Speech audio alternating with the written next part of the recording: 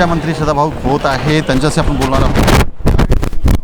उष्ण वाढलेला आहे आणि हवामान खात्याने अंदाज वर्तवला आहे की पाऊस कमी पडणार आहे.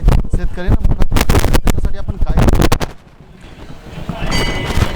पर्जन्यमान हवामान विभागानं यावर्षी कमी होईल अशा पद्धतीचं भाकीत वर्तवलेलं आहे.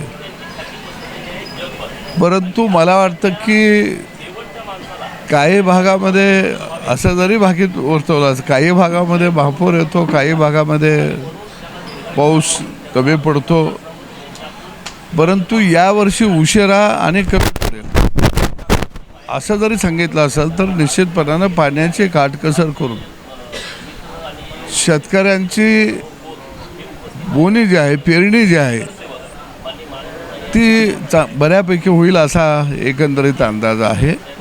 पिकांना पाणी जरी कमी पडलं तरी विहीर, बोर, कॅनल या माध्यमातून 3-4 महिने पिकांना योगदान निश्चितपणानं देता येईल. अन्नधान्याची टंचाई भासणार नाही, पण चारा पाणी आणि पिण्याच्या पाण्याचं मात्र संकट भविष्यकाळामध्ये उभा राहण्याची शक्यता आहे, जर हे हवामान खात्याचा अंदाज जर खरा ठरला तर. पण राज्यामधल्या जनतेला पिण्याचं पाणी आणि चारा देण्याचा अग्रक्रमानं प्लॅन राज्य सरकारनं तयार केलेला आहे. आणि म्हणून मला वाटतं की फार चिंता करण्यासारखं काही गरज आहे असं मला वाटतं. 12 वर्ष पूर्ण झालेलं आहे मोदी सरकारच्या. 12 वर्ष बेमिसाल अशा भारतीय जनता पार्टी नारा देत आहे. काय सांगाल? एक आहे की या देशाला स्वातंत्र्य मिळाल्यानंतर एका घराण्याची सत्ता या देशावरती होती. एक कुटुंब म्हणजेच हा देश, अशी परिस्थिती या देशामध्ये निर्माण झालेली होती. आणि त्या कुटुंबाच्या तावडीतून म्हणा, कुटुंबाच्या अधिकारातून हा देश मुक्त केला आणि हा देश संपूर्ण भारतवासियांचा आहे. आणि त्या भारतवासियांच्यासाठी मला नेतृत्व करायचं आहे, ही भूमिका आदरणीय नरेंद्र मोदींनी 12 वर्षाच्या या कालखंडामध्ये घेतली. आणि अनेक विकासाचं मार्ग या देशामध्ये तयार केलं. मग ते पायाभूत सुविधा, इन्फ्रास्ट्रक्चर असेल, रस्ते असेल, रेल्वेचं जाळं असेल, मोठी धरणं असतील, कॅनल असतील, शेतीला पाणी देण्याचं धोरण असेल, पिण्याचं पाणी देण्याचं असेल, आरोग्याच्या सुविधा असतील, संरक्षण क्षेत्रामध्ये आपण सगळे इतरांच्यावरती अवलंबून होतो. संरक्षणाचं साहित्य आपण आयात करत होतो, पण संरक्षणाच्या लागणाऱ्या ज्या काही वस्तू आहेत, जे साहित्य आहे ते आम्ही निर्यात करायला लागलो. म्हणजे हा भारत स्वावलंबन आणि आत्मनिर्भर बनवण्याचं काम हे खऱ्या अर्थानं नरेंद्र मोदींच्या कालखंडामध्ये झालं, हे आपण निश्चितपणानं नाकारू शकत. एक देश एक झेंडा. अगदी जम्मू काश्मीरमध्ये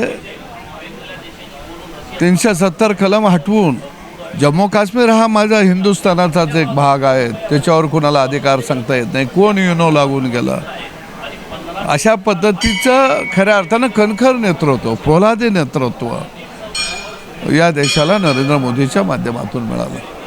डिझेल आणि पेट्रोलचा दाम वाढलेला आहे, लोकांना त्रास होतो, त्याच्याबद्दल काय सांगा? डिझेल आणि पेट्रोलच्या महागाई वाढलेली आहे, डिझेल आणि पेट्रोलचा भाव वाढलेला आहे. जागतिक संकट आहे आणि या जागतिक संकटाचा परिणाम थोडासा डिझेल पेट्रोलवरती आणि गॅसवरती झालेला आहे.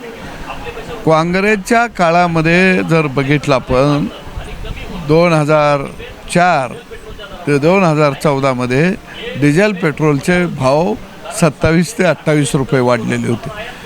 आता 5, 7, 8 रुपये वाढलं, लगेच ह्याने डिझेल पेट्रोल वाढवलं. अरे तुम्ही मग 27 रुपये वाढवलं, तर त्याबरोबरीत तर वाढवलं नाही.